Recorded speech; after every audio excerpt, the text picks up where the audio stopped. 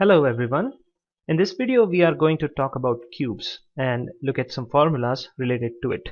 And these formulas include volume and how do you calculate the surface area.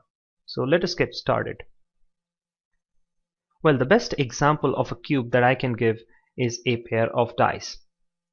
So a cube is a closed figure with 6 faces.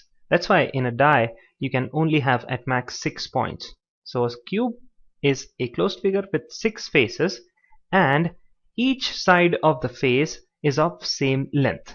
So let us say that the side of this cube is S units long. So the length will be S, the breadth will be S, and the height will also be S. So let us look at some formulas related to cube. We'll be looking at volume, the surface area, and the length of a diagonal. So the volume of any item that is consistent and even will be equal to the area of its base times its height. Right? Now the base of this cube is a square. What is an area of a square? Well, it is S square, right? The side square times the height, and the height is also S, right? So the volume will be S times S times S, and that is S cube. So the volume of a cube is basically its sides cube. Right, so let's move on to surface area now. How many surfaces does a cube have? So there are 6 surfaces and the area of each surface is S square because each surface is a square, isn't it? So the surface area will be 6 times the area of each surface. That's 6 times S square. So the surface area of a cube is 6S square, where S is the side of this cube. Let us move on to the diagonal now. Well, what is a diagonal of a cube? Well, the line connecting a point to its opposite point in a cube is the diagonal. So this green line is the diagonal of a cube. Even if you connect this point and this point, it will be a diagonal because these 2 points are opposite. And each diagonal's length is the same.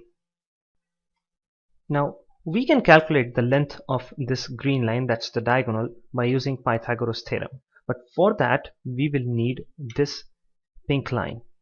Now if you look at this cube from below, this will be a square and this will be the right angle triangle. So this side is S, this side is S.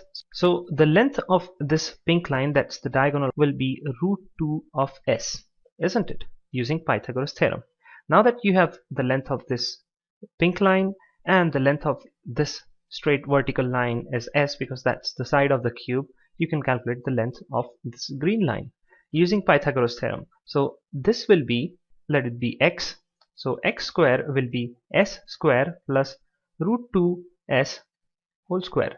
So X square will be S square plus 2S square. Therefore that will be equals to 3S square. And if you take the under root of both the sides, you'll get X is equals to √3 times S, right? So the diagonal or the length of the diagonal of a cube will be √3 times S, S being the length of the side of the cube. Okay, so you need to by heart these formulas in order to solve some problems. Let us solve a problem now. So the question is, the length of a wall of a cubical room is 10 meters. What is the area of the inner surface and the volume and the length of the diagonal of this room? Well, the question is very easy. You have been given the side of this cube because this room is cubical. So S is equals to 10. You have been asked what's the inner surface area. So that will be the surface area, right?